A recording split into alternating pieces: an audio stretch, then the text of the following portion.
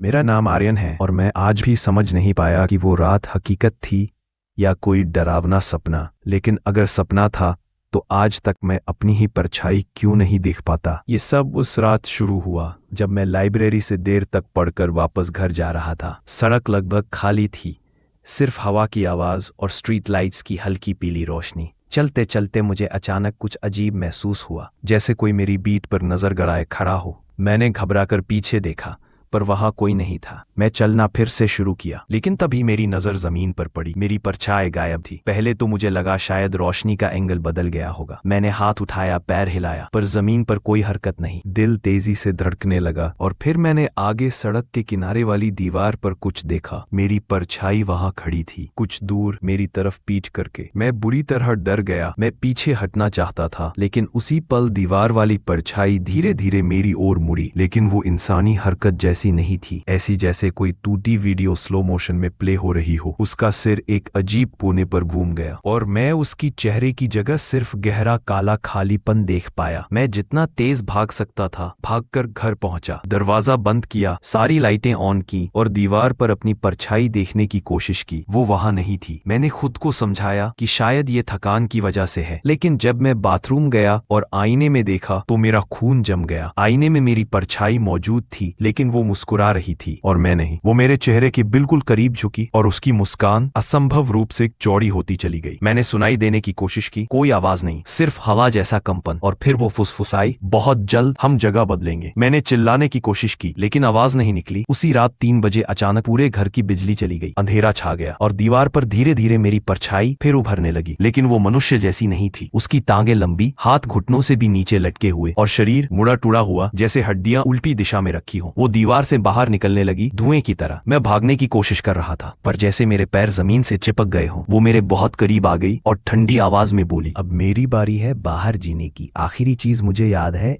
एक जोरदार झटका, एक चीख और सब काला। जब मैं होश में आया, मैं अपने कमरे में बैठा था। सब कुछ शांत था। मैं सामान्य महसूस कर रहा था। मैं उठा और खिड़की के पास जाकर खड़ा हो गया, लेकिन जैसे ही मैंने नीचे देखा, मेरे पैरों के नीचे कोई परछाई नहीं थी। उस पल मुझे समझ आ गया, परछाई बाहर नहीं आई, मैं ही अंदर चला गया। अब जो आदमी बाहर है वो मैं नहीं, वो वही चीज है जो मेरी जगह लेने आई थी। और मैं यहाँ फंसा हूँ सिर्फ एक बेआवाज साया बनकर। अगर तुम ये कहानी सुन रहे हो तो आज रात जब रोशनी में खड़े हो, अपनी परछाई जरूर देखना, क्योंकि अगर वो तुम्हारे साथ नहीं है तो शायद बहुत देर हो चुकी है। परछाई रोने लगी, लाइक सब्सक्राइब नहीं किया।